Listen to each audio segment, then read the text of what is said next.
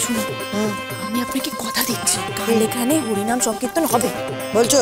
হ্যাঁ, আমি ড্যাডিকে ঠিক ম্যানেজ করে নেব। কিভাবে? শুনুন, কালকে আমার এক আত্মীয় বিদেশ থেকে আসছে, আমি ড্যাডিকে এয়ারপোর্টে পাঠিয়ে দেবো তাকে আনার জন্য। আচ্ছা বাবা বাবা, চলুন চলুন, মাথা ঠান্ডা করে।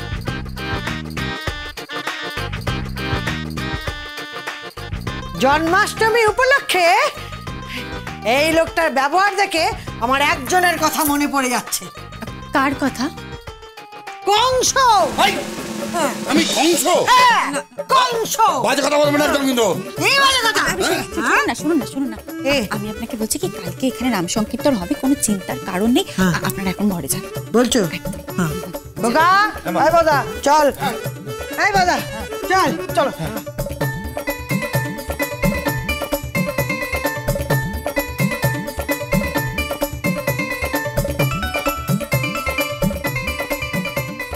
বাবা, একটু ঠান্ডা মাথায় বসুন না। আমায় বললো কংস।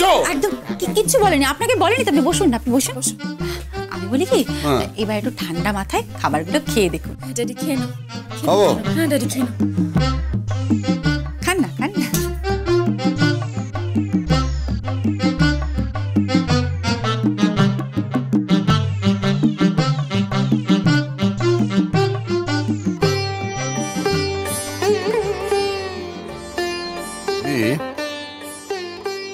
মহিলার ব্যবহারটা অমন হলে কি হবে? রাঁধে বড় ভালো।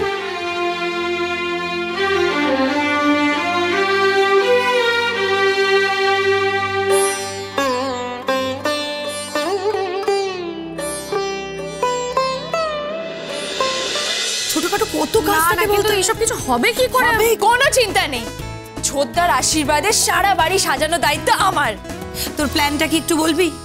শোনো, সারা বাড়ি ক্রিস্টাল লাইট দিয়ে সাজানো হবে, আর ডান্সের জন্য কিন্তু মিউজিক সিস্টেম লাগবে, এটা কিন্তু মাথায় রাখিস। চিন্তা নেই, সব ব্যবস্থা হয়ে যাবে। শুধু আলো আর মিউজিক সিস্টেম হলেই তো হবে না, আশীর্বাদে অনেক গোছগাছ আছে। থালা সাজাতে হবে, চন্দন বাটতে হবে। হ্যাঁ, আর ওই আলপনাটাও তো দিতে হবে। কিন্তু আলপনাটা কে দেবে বলতো? শোন, মাম্মি কিন্তু আলপনা দিতে পারবে না, মাম্মির কোমরে খুব ব্যথা। একটু চুপ কর তো, মা কবে কোন কাজটা করেছে? শোন দিদি, তুই না সবসময় মাম্মির এগেইনস্টে কথা বলবি না। মাম্মি আলপনা দেবে না, ব্যাস। আরে আপনারা তো চিন্তা করছেন কেন? আমি তো আছি, কোনো চিন্তা নেই। বসো বসো বসো। ঠিক আছে ঠিক আছে, আপনি বসুন, আপনি বসুন, আমি আলপনা দিয়ে দেবো। হ্যাঁ বৌদি, দাদা খুব ভালো আলপনা দিতে জানে। না, আপনি আলপনা দেবেন না, আপনি না এবারই জামাই। তাতে কি হয়েছে? কোনো কাজই ছোট নয়, চিন্তা করবেন না, আমি আর ভোদা মিলে সব কাজ করে দেবো। হ্যাঁ হ্যাঁ, তা তো দেবেনই। আপনি বাড়িতে আলপনা দেবেন, মাথায় ঝাঁকা ভর্তি করে সবজি নিয়ে আসবেন, এই বাড়িটাও সাজিয়ে দেবেন। তিথি,